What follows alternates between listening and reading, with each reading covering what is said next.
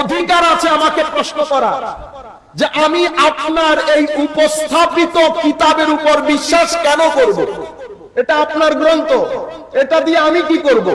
পৃথিবীর অধিকার আছে, পৃথিবীর অধিকার আছে। আমি এখন এই প্রশ্নের উত্তরে যেই কথা বলবো সেটা পৃথিবীর কোন ধর্মগ্রন্থের আলেম এই কথা বলতে পারবে না। সেটা কোন কথা? সেটা হচ্ছে এই গ্রন্থে বিশ্বাস করেন আর না করেন, এই গ্রন্থ পড়ার পরে আপনি বলতে বাধ্য হবেন এটা কোনো মানব রচিত কিতাব নয়। কেন? কারণ বর্তমান বিশ্বের সবচেয়ে অলৌকিক ঘটনা হচ্ছে বিজ্ঞান। আমরা আমাদের ভাইয়েরা বোনেরা কলেজ ইউনিভার্সিটি আমরা প্রত্যেক কিছুকে বিজ্ঞানের আলোকে যাচাই বাছাই করি। এখন আমি যে কথা বলতে পারবো সেই কথা পৃথিবীর কোন ধর্মের আলেম বলতে পারবে না। সেটা কি? আপনি যত বিজ্ঞান আছে সমস্ত বিজ্ঞান দিয়ে আপনি এটাকে অ্যাপ্লাই করে দেখতে পারেন। আমি শুধু আপনাকে একটা গ্লিমস মারি। কি গ্লিমস? আপনি বলেন আপনার সৃষ্টি তত্ত্ব, আপনার সৃষ্টি সম্পর্কে আপনি কি জানেন? তো উনি বলবেন না আমার সৃষ্টি প্রথমে মাটি থেকে হয়েছে, অতঃপর মায়ের পেটে আমি এই ছিলাম এই ছিলাম এই ছিলাম, এর থেকে আমি মানুষ, এর থেকে আমি বের হলাম। লম্বা ফিরিস্তি না? তা আমি যখন ওনাকে বললাম এটা আপনি কখন জেনেছেন, তো সে একটা উত্তর দিবে আমি অমুক সময় জেনেছি। তো 70 বছর আগে জেনেছেন। এই কথা যদি আমি কোরআনের মধ্যে অক্ষরে অক্ষরে আপনাকে দেখাইতে পারি, আপনি কি বলবেন? উনি বলছেন এটা হতে পারে না, এটা হতে পারে না। আমি বললাম তাহলে একটা কাজ করেন, গুগল দিয়ে আপনি সূরাতুল মুমিনুনে যান। কোরআনে পাকের একটা চ্যাপ্টারের নাম আল মুমিনুন। সেই সূরার মধ্যে কদ আফলাহাল মুমিনুনের একটা উলাইকা হুমুল ওয়ারিসুন, এরপরে মাওলাই করিম আপনার পুরো সৃষ্টি তত্ত্ব তুলে ধরেছেন। সেখানে মাটির কথাও আছে, ওয়ালাকাদ খালাকনাল ইনসানা মিন সুলালাতিন মিন তিন সুম্মা জাআলনাহু নুতফাতান ফি কারারিন মাকিন। কেমিক্যাল, বায়োলজিক্যাল, মায়ের পেট, অতঃপর মাটির পেট। মাটির পেট থেকে আদমকে কিভাবে সৃষ্টি করা হয়েছে, মায়ের পেট থেকে আমাকে কিভাবে সৃষ্টি করা হয়েছে, কোরআনের 2-3 আয়াতের মধ্যে মাওলাই করিম ইন লেটার এন্ড স্পিরিট বলেছে। বলার পরে দেখার পরে আপনার আওয়াজ আছে আর আপনার কোনো আওয়াজ নাই। এটা আপনি অন্য ধর্মগ্রন্থের মতো বলিয়েন না। এমন ধর্মগ্রন্থের মালিক আমরা। একটা, দুইটা হচ্ছে এই কোরআনকে বুঝার জন্য মুসলিম আইম্মায়ে কেরাম, উলামায়ে কেরাম, এটা আমাদের জন্য অনেক অনেক অনেক শিক্ষণীয়। আমরা কি কাজে আছি, আমাদের পূর্বপুরুষ কি কাজে ছিলেন। মুসলিম আইম্মায়ে কেরাম কোরআনকে বুঝার জন্য আলাদা দুইটা সাবজেক্ট বানিয়েছে। একটাকে আমরা উলুমুল কোরআন নাম দিয়েছি, আর একটাকে ইলমুত তাফসীর নাম দিয়েছি। উলুমুল কোরআনের উপর যত কিতাব রচিত হয়েছে, আমরা যদি শুধু সেই কিতাবগুলো উপস্থাপন করি টেবিলে জায়গা দিতে পারবেন না। নাম্বার 1। এরপরে কোরআনের ব্যাখ্যা বিশ্লেষণের উপর যত কিতাব মুসলমান আইম্মায়ে কেরাম সেই যুগ থেকে শুরু করে আজকের যুগ পর্যন্ত, এখনো পর্যন্ত কোন ইমাম যদি 12 খণ্ড, 15 খণ্ড, 17 খণ্ডের কোরআনের তাফসীর লিখেন, এটা আমার নবীর জিন্দা মুজিজা না তো কি। পৃথিবীর কোন ধর্মগ্রন্থের উপর এত ব্যাখ্যা বিশ্লেষণ হয় নাই যত ব্যাখ্যা বিশ্লেষণ কোরআনে পাক নিয়ে হয়েছে। এটা আমাদের সম্পদ, এটা আমাদের সম্পদ। এই গেল কোরআন। এরপরে পৃথিবীর কোন ধর্মগ্রন্থের যিনি প্রচারক, তার যেই কথামালা, যেটাকে আমরা হাদিস বলি, কোন ধর্মগ্রন্থের ধর্ম প্রচারকের কথামালা প্রথমে তো উনার কথাগুলাকে রক্ষণাবেক্ষণ করা, এরপরে আপনি যেন আপনার কথাকে উনার কথা বলে চালিয়ে দিতে না পারেন সেই জন্য আলাদা একটা সাবজেক্ট পৃথিবীর সাথে পরিচয় করা। এটা ইসলাম বাদে আগে পরে কোন ধর্মগ্রন্থের ক্ষেত্রে ঘটেনি। সেটাকে আমরা বলি উলুমুল হাদিস। উলুমুল হাদিস। শুধু আমার নবী এই কথাটা আমার নবী বলেছে কিনা এটা চেক করার জন্য আগে পরে উলামায়ে কেরাম যেই পরিমাণ কিতাব লিখেছেন, লিখতে লিখতে কোথায় গিয়েছে দেখেন। যখন পরবর্তী যুগে বিভিন্ন ফেরকা হয়ে গেছে মুসলমানরা, বিভিন্ন দলে উপদলে বিভক্ত, রাজনৈতিক কারণে, স্বার্থের কারণে, দ্বন্দ্বের কারণে বিভিন্ন দলে উপদলে বিভক্ত। যার যেমন মন চায় ইতিহাস ভরে দিয়েছে বানানো ঐতিহাসিক ঘটনা দিয়ে। কিন্তু আমাদের আইম্মায়ে কেরাম কি বসা ছিল? বসা ছিল না। আইম্মায়ে কেরামের পুরো একটা গ্রুপ দাঁড়িয়ে গেছে। তারা আরো একটা সাবজেক্ট শুধু হাদিস সংরক্ষণের জন্য উম্মতে পৃথিবীর জমিনকে দিয়েছে। সেটাকে আমরা বলি না ইলমুর রিজাল, মানে যত হাদিস বর্ণনাকারী আছে, mister A, mister B, mister C, mister D, প্রত্যেক হাদিস বর্ণনাকারী তাদের জীবনী, কোথায় জন্ম, কার কাছে পড়েছে, কাকে পড়িয়েছে, স্থানীয় লোকজন তাকে কি বলে জানতো, সততা কতটুকু আছে, সত্যবাদিতা কতটুকু আছে, নির্ভরযোগ্যতা কতটুকু, সবকিছু লিখে পরবর্তী প্রজন্মের জন্য কিতাব সহ হাতে ধরিয়ে দিয়েছে। এখন আপনি যখন বলেন আমার নবী এই কথা বলেছেন, আমি তখন বলি কোথায় পেয়েছেন? অমুক হাদিসে, গেলাম সেই হাদিসে, বর্ণনাকারী কে কে আছে, এ বি সি ডি। এরপরে ইবনে হাজার আসকালানির মতো মুহাদ্দিস, ইমাম মিজজির মতো মুহাদ্দিসকে যখন আপনি জিজ্ঞেস করেন হুজুর এদেরকে আপনি চিনেন, তো কিতাবের মধ্যে ঢোকো, পরিপূর্ণ বর্ণনা আছে। এই ঘটনা আসমানের নিচে জমিনের উপরে শুধু আমার নবী ইলমে হাদিসের ক্ষেত্রে হয়েছে। পৃথিবীর কখনো কোন ধর্ম প্রচারকের বাণী সংরক্ষণের জন্য তাদের যারা উম্মত এত স্যাক্রিফাইস করে নাই। কেমন স্যাক্রিফাইস জানেন? স্ত্রী, পুত্র, কন্যা ছেড়ে দিয়ে দেশের পর দেশ ঘুরেছে, এলাকার পর এলাকা ঘুরেছে। শুধুমাত্র উদ্দেশ্য ছিল একটা, আমার নবীর কথাগুলো যেন নির্ভুলভাবে পরবর্তী প্রজন্মের কাছে পৌঁছে। সেই কারণে তারা এত ফতোয়াবাজির মধ্যে ছিল না। কেন?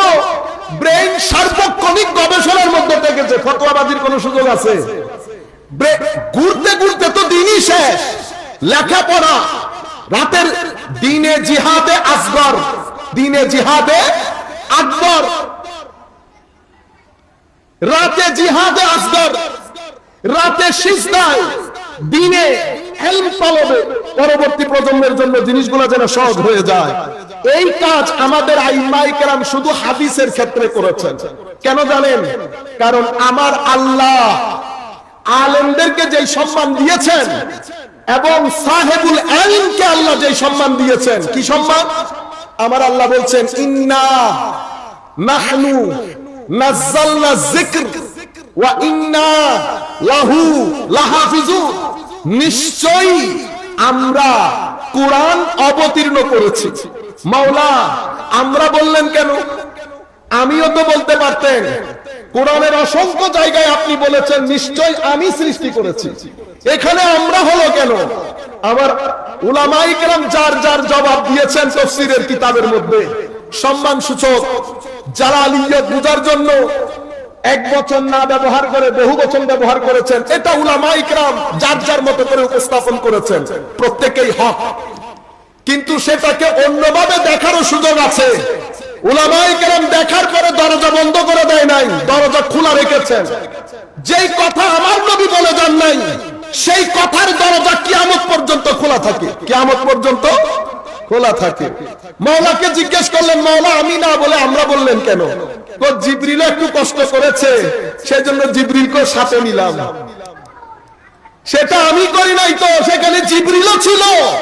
তো জিবরিল যেহেতু আজিমুশান কাজ সহযোগিতা করেছে, জিবরিলকে একটু সম্মানিত করার জন্য আমি না বলে আমরা বলেছি। আচ্ছা মাওলা এটা তো বুঝলাম, ওয়া ইন্না লাহু লাহাফিজুন, নিশ্চয় আমরা সংরক্ষণ করব। মাওলা আমরা বললেন কেন? তো আমরার মধ্যে প্রথমত আমার নবী আছে, নবীর সাহাবীরা আছে, তাবেঈনদের উলামায়ে কেরাম আছে। এভাবে কিয়ামত পর্যন্ত আমার নবীর উম্মতের যেই আলেমের মাধ্যমে ইলমের যেই শাখার খিদমত হবে, প্রত্যেক আলেম আমার এই ইন্নার মধ্যে অন্তর্ভুক্ত থাকবে। আমরা নিঃসন্দেহে বলতে পারি আজকে যার মজলিসে বসেছি উনিও আল্লাহর ওই ইন্নার মধ্যে অন্তর্ভুক্ত আছে। নিশ্চয় আমরা হেফাজত করব। তো এখন প্রতিষ্ঠান করে দিন হেফাজতের জন্য। হুজুর আল্লামা আজিজুল হক আল কাদেরী রাহমাতুল্লাহি আলাইহি ওয়া নাফা'না বিউলুমিহি ফিদ দারাইন আমিন। উনি এই প্রতিষ্ঠান করেছেন বিল্ডিং বানানোর জন্য। বিল্ডিং না না না, উদ্দেশ্য কি ছিল হুজুর? উদ্দেশ্য হেফাজতে দ্বীন। তো যখন হেফাজতে দ্বীন উদ্দেশ্য হয়, আমার আল্লাহ বলছেন আসো তুমিও আমার ইন্নার চাদরের মধ্যে আবৃত হয়ে যাও। মাওলায়ে করিম হুজুরকেও ইন্নার চাদরে আবৃত করেছে। সেই কারণে উলামায়ে কেরাম কি পরিমাণ গ্রিডি ছিলেন ইলমের প্রতি।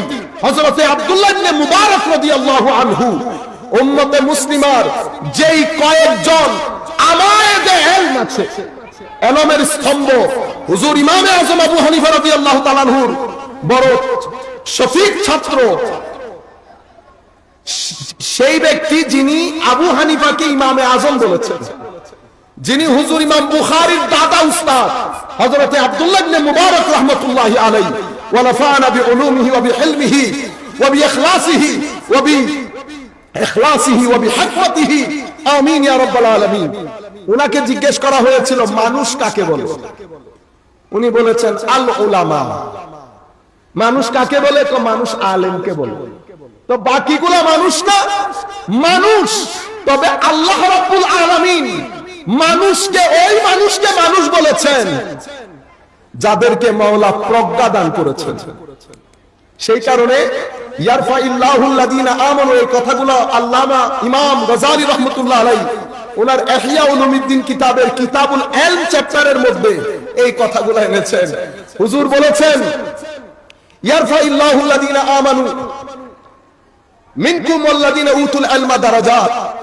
আলেমদেরকে মাওলায়ে করিম অনেক অনেক অনেক উঁচু মর্যাদা দান করেছেন। হযরত আব্দুল্লাহ ইবনে আব্বাস রাদিয়াল্লাহু তাআলা আনহু থেকে একটা মতামত আলেম সেখানে উঁচু দরজা মানে কত উঁচু? সাধারণ মানুষ এবং আলেম এই দুইজনের মাঝখানে দরজাগত পার্থক্য কতটুকু? 50,000। তো একটা থেকে একটা দূরত্ব কত? 500 মাইল। সাধারণ মানুষ এবং একজন আলেমের মধ্যে মর্যাদাগত পার্থক্য। আর আপনি বলছেন নবী আমার মতো, আপনি বলছেন নবী আমার মতো। আমার আল্লাহ বলছেন যাদেরকে আল্লাহ ইলম দিয়েছেন তাদের মর্যাদা কোথায়? আকাশে। সাধারণ মানুষ কোথায়? জমিনে। তো হযরত আব্দুল্লাহ ইবনে আব্বাস রওয়ায়াত করছেন সাধারণ মানুষ আর একজন সাধারণ আলেমের মধ্যে মর্যাদাগত পার্থক্য 50,000 দরজা। এক দরজার চেয়ে আরেক দরজার দূরত্ব 500 মাইল। আবার সেই আলেমদের মধ্যে দরজাগত পার্থক্য আছে, সবাই এক দরজার হয় না। এখন সেই আলেমদের মধ্যে যিনি উঁচু পর্যায়ে, তার সাথে সাধারণ মানুষের দূরত্ব, সেই আলেমের সাথে সাহাবীর দূরত্ব, সাহাবীর সাথে নবীর দূরত্ব, নবীর সাথে রাসূলের দূরত্ব, কুল কায়নাতের নবী রাসূলের সাথে আমার নবী ইমামুল আম্বিয়ার দূরত্ব। এবার আপনি মাপেন, ফিতা টেপ নিয়ে মাপতে থাকেন। আপনি বলছেন আমার মতো তোমার মতো। আপনারা বুঝতে পেরেছেন ঘটনা? এই পরিমাণ গুরুত্ব ইলমকে দেওয়ার কারণে উম্মতে মুসলিমা গত 1300 বছরে যেই যেই ব্যক্তিত্ব প্রডিউস করেছে, বিশ্বের কোন জাতি, আমি বলছি না কোন জাতি, এহেন ব্যক্তিত্ব প্রডিউস করতে পারে না। আমাদের স্টেজের মধ্যে একদিকে ইবনে সিনা দাঁড়ানো, আর একদিকে হুজ্জাতুল ইসলাম ইমাম গাজালি দাঁড়ানো। একজন সায়েন্সের দুনিয়ায় আসমানে অবস্থান করেন, আর একজন দর্শন এবং স্পিরিচুয়ালিটি তথা আধ্যাত্মবাদ এই দুনিয়ার মধ্যে আসমানে অধিষ্ঠিত। এহেন ব্যক্তিত্ব কিভাবে প্রতিষ্ঠা পেয়েছে, কিভাবে প্রডিউস হয়েছে? 1-2 শতাব্দীতে না, প্রত্যেক শতাব্দীতে উম্মতে মুসলিমার যেই আলেম, বিশ্ব সভ্যতার মধ্যে এই কথাতে সবাই একমত যে মুসলমানদের আলেমদের মধ্যে যে মাল্টি ডাইমেনশনালিটি থাকে। কি ডাইমেনশন? মাল্টি মানি ইবে হলো একখান জানে দেন, ইবের ইন্দি টিপ দিলে ইন্দি বাইরে, ইন্দি টিপ দিলে ইন্দি বাইরে। আমি আপনাকে একটা এক্সাম্পল দেই। ইমাম গাজালি আমরা জানি অনেক বড় সুফি, ঠিক না? উনি সুফি যেমন ছিলেন, সেই যুগের সবচেয়ে বড় দার্শনিক ছিলেন, সেই যুগের সবচেয়ে বড় ফিজিক্সের মাস্টার ছিলেন, ম্যাথসের মাস্টার ছিলেন, ভূগোল বুঝতেন, এক বিষয়ের ছিল না। এই ঘটনা বিশ্ব জ্ঞানের ইতিহাসে কোনোদিন ঘটে নাই যে এক ব্যক্তি 10 পুকুরের মাছ। সেই জন্য মুসলমানদের আলাদা একটা সুনাম ছিল যে মুসলিম আলেম সবসময় মাল্টি ডাইমেনশনাল হয়। এটা পৃথিবীর ইতিহাসে আর কোথাও কোন জ্ঞানীর ক্ষেত্রে আপনি এই এক্সাম্পল পাবেন না। আমি এই জায়গার মধ্যে আরেকটু পরে আসবো। সম্মানিত উপস্থিতি, মূল কথা যেটা বুঝাতে চাচ্ছিলাম, এটা তো এলমে হাদিসের যুগে মাঠে ফিকহ তথা ডিপ আন্ডারস্ট্যান্ডিং, দ্বীনের গভীর জ্ঞান, দ্বীনের গভীর জ্ঞান যেটাকে আমরা ফিকহ বলি, ফিকহুদ্দীন যেটাকে বলি, এই ফিকহ আইন শাস্ত্রে মুসলমানদের যে অবদান, মানে আমরা যে কাজ করেছি, ধরেন পৃথিবীর সবাইকে বলেছি প্রত্যেকে যার যার আইন বইগুলা টেবিলে রাখেন, রেখেছে। আমাদের পুরো শতাব্দীর লাগবে না, শুধু 2 শতাব্দীর ফিকার আইনের কিতাব যদি আমরা টেবিলে রাখি, বর সহ্য করতে পারবেন না। বুঝতে পেরেছেন আপনারা? এই কাজ মেইনলি যিনি সার্ভ করেছেন উনি আমাদের ইমামে আজম আবু হানিফা রাদিয়াল্লাহু তাআলা আনহু। আইন শাস্ত্রের মধ্যে অভূতপূর্ব অবদান মুসলমানদের কোরআন এবং সুন্নাহ থেকে। কেন আমাদের এখানে প্রত্যেক যুগে 2 ধরনের ব্যক্তিত্ব আলেম ছিলেন, প্রত্যেক যুগে 2 ধরনের আলেম। এক ধরনের আলেমকে আমরা বলি ম্যান অফ ট্রেডিশন, আরেক ধরনের আলেমকে বলি man of opinion. Man of tradition আসহাবুর রিওয়ায়া, ম্যান অফ অপিনিয়ন আসহাবুল ফিকহ। এখন ইনার দায়িত্ব কি আর ইনার দায়িত্ব কি? আলুল হাদিস ভাইদের জন্য এটা একটা জানার বিষয়। মনে রাখবেন, আল্লাহ রাব্বুল আলামিন উম্মতে মুসলিমার এই মাঠে কিছু মানুষ এমন তৈরি করেছেন যারা পৃথিবীর গড়ে গড়ে, বাজারে বাজারে, মাঠে মাঠে, প্রতিষ্ঠানে প্রতিষ্ঠানে, দরবারে দরবারে ঘুরে আমার নবীর হাদিসগুলো সংগ্রহ করেছে, করে আল্লাহ রাসূলের ইলমের বাগানের মধ্যে দিয়ে চলে গেছেন। ইয়া রাসূলুল্লাহ, এগুলো আপনার বাণী, আমরা সব জায়গা থেকে একত্রিত করে রাখলাম। এখন উনার কাজ উনি করে চলে গেছেন। এখন ওই রিওয়ায়াতের মধ্যে আমার নবী কি বলেছেন, কেন বলেছেন, কোন পরিস্থিতিতে বলেছেন, এখান থেকে হুকুম কিভাবে ডিরাইভ করব, বের করব পরবর্তী পরিস্থিতিতে। কারণ সময় পরিবর্তন হচ্ছে, পরিবর্তনীয় সময়ের মধ্যে আমার নবীর দেওয়া এই হুকুম আমি কিভাবে লাগাবো, পরিবর্তন কিভাবে হবে, রহিত কিভাবে হবে, সেই জন্য কিছু আলেম দরকার। তারা সংখ্যায় কম, এটা জাতির জন্য নিয়ামত। তাদেরকে বুদ্ধিজীবী, আমাদের দেশের বুদ্ধিজীবী না, তাদেরকে আমরা বলি মুহাক্কিক আলেম। মানে ওনারা এক হাদিসের ভিতরে যদি ঢুকে 3 শব্দ দিয়ে 3টা কিতাব লিখে ফেলতে পারে। এটা আল্লাহ রাব্বুল আলামিনের খাস দান। এদিকে ইঙ্গিত করে আমার নবী হাদিসে পাকের মধ্যে ইরশাদ করেছেন, মান ইউরিদিল্লাহু বিহি খায়রা ইউফাক্কিহু ফিদ্দীন।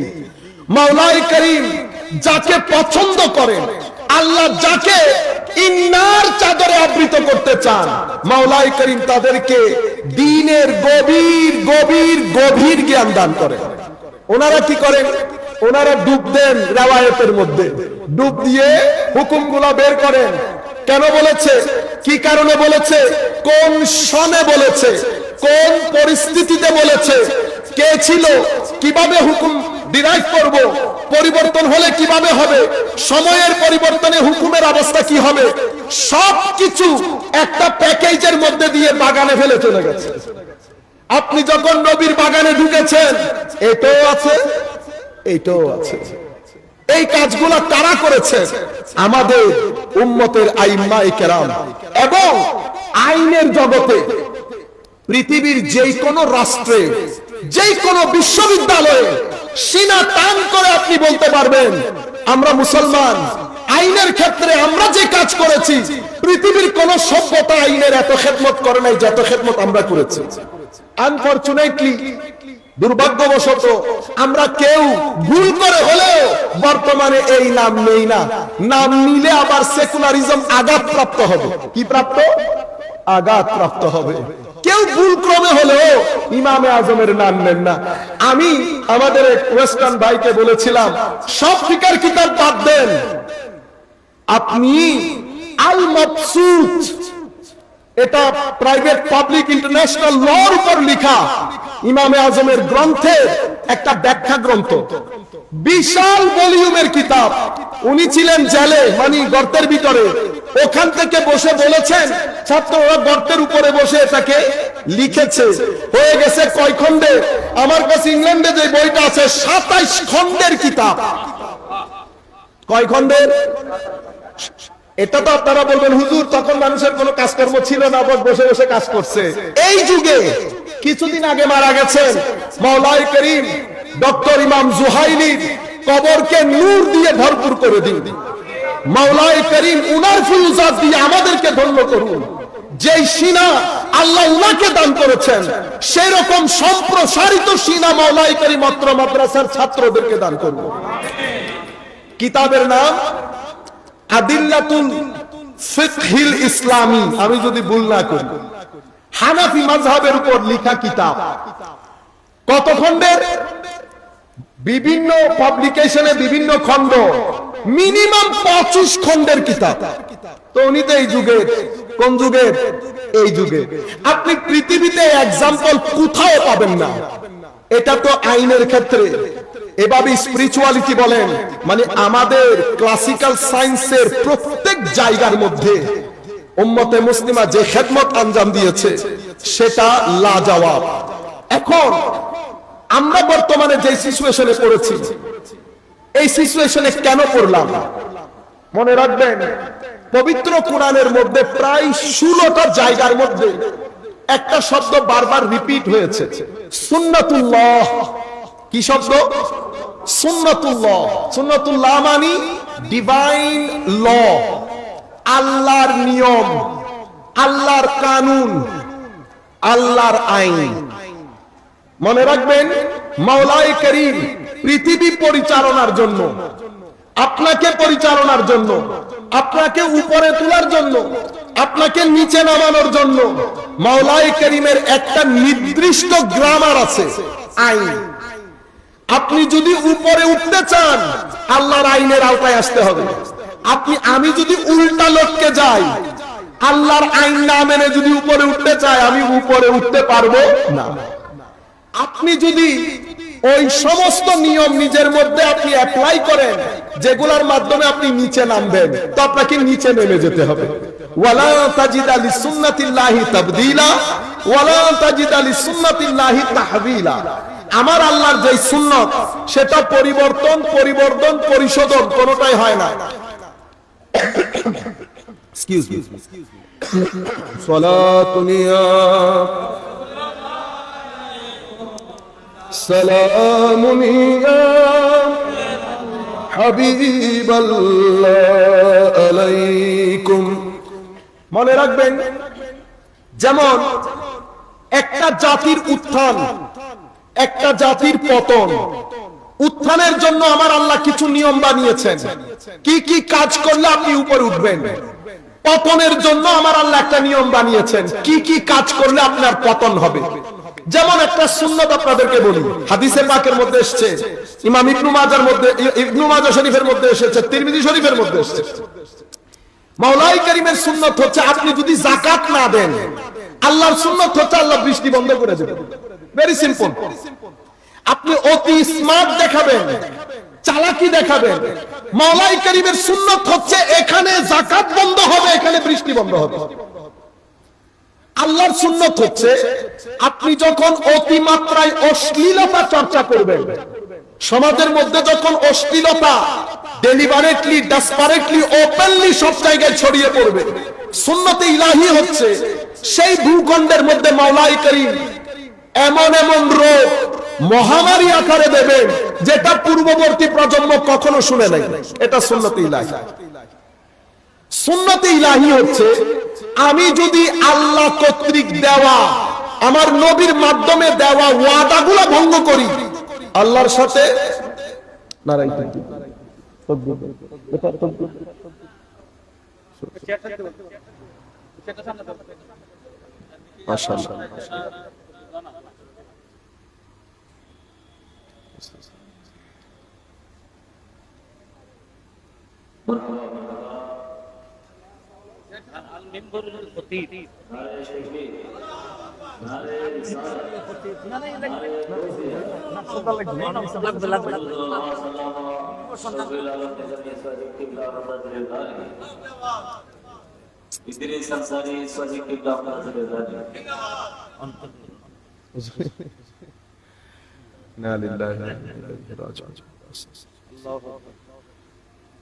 सल्ले अला रसूलिना सल्ले अला मुहम्मदिन सल्ले अला हबीबिना सल्ले अला मुहम्मदिन। মাশাআল্লাহ, আমাদের আজকের এই অনুষ্ঠানের সম্মানিত প্রধান অতিথি হুজুর আল্লামা নিজামী সাহেব হুজুর তশরিফ এনেছেন এবং আমাদের আনসারী সাহেব হুজুরও তশরিফ এনেছেন। আমরা সংক্ষিপ্ত সময়ে, আমাদের দেওয়া সময়ের মধ্যে আমরা বক্তব্য শেষ করব। এর পরবর্তীতে হুজুর ইনশাআল্লাহ তাকরীর করবেন। সংক্ষিপ্ত আকারে বলতে চাচ্ছিলাম সুন্নতে ইলাহি বোঝানোর জন্য, মানে ডিভাইন ল। যেমন আপনি চাচ্ছেন সুখী জীবন, এটা আমরা সবাই চাই। মানে আপনি চাচ্ছেন আপনার হায়াতটা হায়াতে তাইয়্যিবা হোক, আমরা বলি না আল্লাহ হায়াতে তাইয়্যিবা দান করো।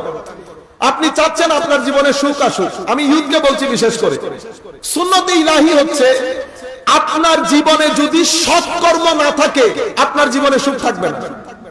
Very simple. মান আমিলা সালিহান মিন যাকারিন ওয়া উনসা ওয়া হুয়া মুমিন ফালনুহইয়ান্নাহু হায়াতান তাইয়্যিবা। আমল এবং ঈমান দুইটা জিনিসের সংমিশ্রণে সৎকর্ম সম্পাদিত হবে, আপনার ঘরে সুখ থাকবে। হুজুর টাকা পয়সা কেমনে আসবে? খুব পরিশ্রমে আসবে। ওয়াল্লাযীনা জাহাদু ফীনা লানাহদিয়ান্নাহুম সুবুলানা, আপনি যেই রাস্তায় নিয়ে যাবেন আয়াতকে টানেন। তো সেই কারণে আমাদের প্রত্যেক গ্রামের মধ্যে এই কথা প্রচলিত ছিল, সেটা কি? পরিশ্রমে আনে ধন, পুণ্য আনে সুখ। এটা কোরআন হাদিসের কথা। এটা মওলাই করিম এভাবে সুন্নাহ এক সিস্টেম বানিয়েছেন, নিজাম বানিয়েছেন। এখন আপনি ব্যক্তি পর্যায়ে, পরিবার পর্যায়ে, সমাজ পর্যায়ে, রাষ্ট্রীয় পর্যায়ে আপনি উঠতে চাচ্ছেন, আপনি চাচ্ছেন আপনি উপরে উঠেন। মাওলা সুন্নাত কি? আমার আল্লাহ বলছেন পৃথিবীর মধ্যে আমি একটা মডেল দিয়েছি, সিবগাতুল্লাহর মডেল। কারণ আপনি উপরে উঠতে চাইলে আমার আল্লাহ যদি সিঁড়ি না দেন আপনি উপরে উঠতে পারবেন না। তো মাওলা সিঁড়ি কোনটা? তো জমিনের মধ্যে আমি মুহাম্মদুর রাসূলুল্লাহ সাল্লাল্লাহু আলাইহি ওয়াসাল্লামের আকৃতিতে আমি একটা সিঁড়ি বানিয়েছি। যেই ব্যক্তির সাথে নবী করিম সাল্লাল্লাহু আলাইহি ওয়াসাল্লামের চারিত্রিক মিল থাকবে সেই ব্যক্তি উপরে উঠবে। Very simple. আজকের দিন পর্যন্ত যারাই চরিত্রের দিক থেকে নবী করিম সাল্লাল্লাহু আলাইহি ওয়াসাল্লামের আমানতদারি, সত্যবাদিতা, সততা, ন্যায়পরায়ণতা, আপনি এই বিষয়গুলো যতক্ষণ পর্যন্ত নবীর সাথে মিল না দেবেন আপনি উপরে উঠতে পারবেন না। আরেকটা বিষয় হচ্ছে দ্বীন। মনে রাখবেন, একটা হচ্ছে উপরে উঠা, বিল্ডিং পাকা হয়ে গেছে, রাস্তাঘাট পাকা হয়ে গেছে, আপনি উপরে উঠে গেছেন। পরিশ্রমে আনে ধন, ধন হয়ে গেছে, সভ্যতা গড়ে উঠেছে, কিন্তু ধন এবং সভ্যতার মধ্যে সুখ থাকে না, সুখ আলাদা বিষয়। তো সুখ আসবে কেমনে? তো আমার নবীর যেই দ্বীনি মতবাদ, অর্থাৎ আমার নবীর উপর ঈমান, আমার নবীর আনিত কিতাব, আমার নবীর আনিত আদর্শ, এটা যদি আপনি ধারণ করেন তো আপনার কাছে ধনও থাকবে, সুখও থাকবে। বুঝতে পেরেছেন? পৃথিবীর মধ্যে অনেক দেশ ধনশালী, আপনারা হয়তো জানেন না, ইউরোপ এখন সবচেয়ে তাদের ইতিহাসের অস্থির সময়ের মধ্যে আছে। একদিকে খরা, একদিকে যুদ্ধ, একদিকে পানি। মনে রাখবেন, এরপরেও যতটুকু টিকে আছে তাদের সততার কারণে, তাদের সত্যবাদিতার কারণে, তাদের ন্যায় পরায়ণতার কারণে, তাদের মানবিক গুণাবলীর কারণে। এটা আমাদের জন্য দারুণ একটা সময় জেগে উঠা। আমরা কিভাবে জেগে উঠবো? তো আমাদের জন্য মডেল আমার নবী সাল্লাল্লাহু আলাইহি ওয়াসাল্লাম। সেই কারণে আমার আল্লাহ নবীকে আমাদের জন্য বলেছেন না উসওয়ায়ে হাসানা। তো মনে রাখবেন, জাতি জেগে উঠার পেছনে দুইটা জিনিস মূল ভূমিকা পালন করে। তোর মধ্যে একটা হচ্ছে শিক্ষা, একটা হচ্ছে শিক্ষা। কেমন শিক্ষা? কেমন শিক্ষার মাধ্যমে একটা জাতি জেগে উঠে? আর আমাদের ইসলামী শিক্ষা কোনটা? এটা আমার আখেরি পয়েন্ট, এটা বলে আমি শেষ করে দেব। সম্মানিত উপস্থিতি, শিক্ষা ব্যবস্থা আমরা কার কাছ থেকে শিক্ষা ব্যবস্থা নিব? কেউ অমুক, কেউ সমুক, কেউ প্লাটো, কেউ অ্যারিস্টটল, কেউ ওয়েস্টার্ন কান্ট্রি। আমি বলছি, যেমন আমরা একটা সিটিং এর মধ্যে ছিলাম, এখান থেকে বেশ কিছু লোকজন ছিলেন। তোরা আমাকে বলছেন, আপনাকে যদি এখন প্রাইম মিনিস্টার করা হয়, আপনি শিক্ষা ব্যবস্থা কিভাবে করবেন? তা আমি বললাম, দেখেন, আমি শিক্ষা ব্যবস্থার জন্য তো আমাকে কাজ করতে হচ্ছে না, কারণ আল্লাহর নবীকে আল্লাহ বানিয়েছেন, পাঠিয়েছেন শিক্ষক হিসাবে। তো আমি যদি শিক্ষা নিতে হয়, আমি আমার নবীর কাছ থেকে শিক্ষা নেব। তো শিক্ষার মূল কি হবে? আমি বললাম, আমাদের ইসলামী শিক্ষার মূল দুইটা জিনিস, এবং আমাদের ইসলামী শিক্ষার মধ্যে রেজাল্ট পাঁচটা, মূল দুইটা।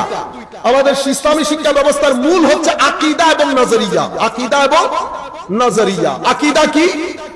আমি এই ক্লাস 1 থেকে পিএইচডি পর্যন্ত যদি আমি পড়ি, আমার পুরো শিক্ষা ব্যবস্থার মধ্যে একটা পানি, যেটাকে আমরা বলি না বোধ শক্তি, কি শউর, বোধ, আমার ভিতরে আরেকটা অনুভূতি।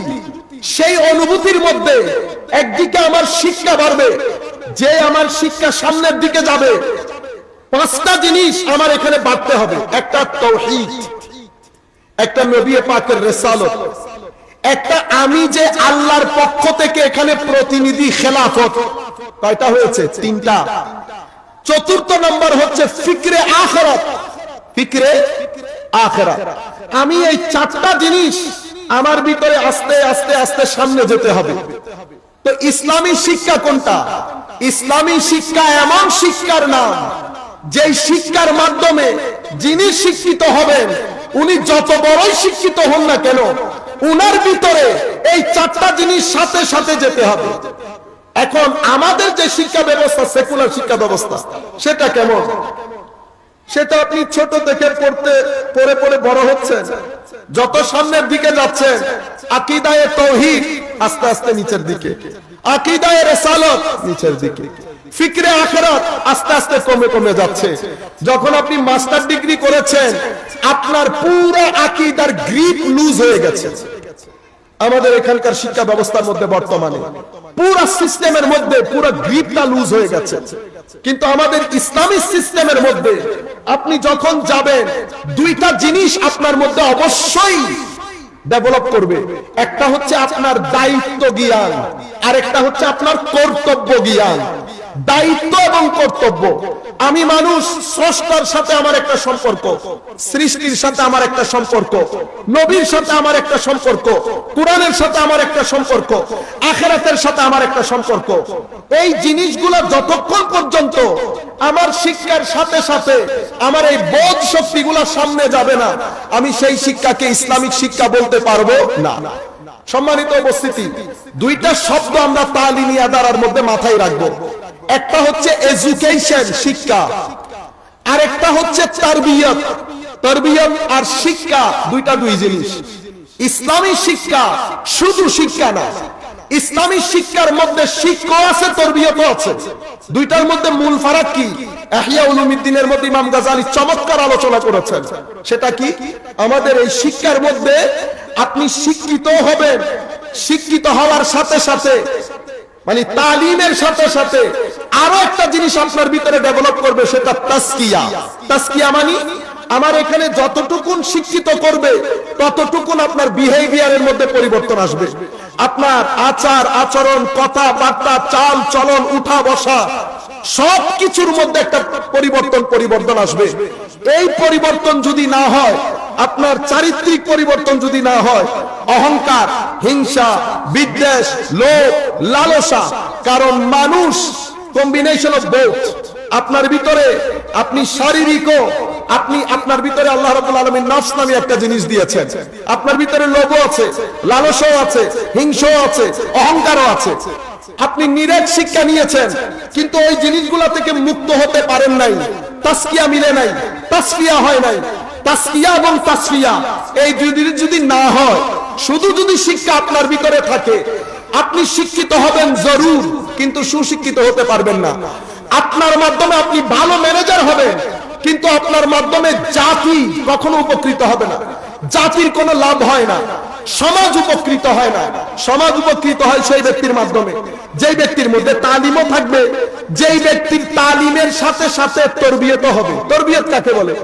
তরবিয়ত হচ্ছে এমন একটা শিক্ষা যেটা বইপত্র দিয়ে হয় না, যেটা সঙ্গের মধ্যে বসে কিছু সামগ্রিক পরিস্থিতি, কিছু সুহবত, কিছু ব্যক্তি, তাদের সাথে বসে বসে একটা নূর আপনি অ্যাচিভ করেন। ভিতরের জগতের মধ্যে সেই নূর যখন বাসা বাঁধে, তখন আপনি যখন কোন গর্হিত কাজ করেন, গর্হিত কাজ করার সাথে সাথে কেউ দেখে নাই, কিন্তু ভিতর থেকে আপনি অস্বস্তিতে পড়ে গেছেন, কেন করলাম, না করলেও পারতাম, ভাই খোদা মানুষের ক্ষতি হয়ে গেছে। এই যে ভিতর থেকে একটা প্রটেস্ট অনুভব করছেন, প্রটেস্ট, এই প্রটেস্ট অনুভব করে তখন যখন ব্যক্তির তরবিয়ত নসিব হয়। এখন আপনি অনেক বড় ডিগ্রিধারী, 10 লাখ টাকা নিয়ে এক ব্যক্তিকে ছেড়ে দিচ্ছেন, ভিতর থেকে প্রটেস্ট অনুভব করছেন না, আপনি শুধু শিক্ষিত, তরবিয়ত নসিব হয় না। মাদ্রাসার কাজ কি?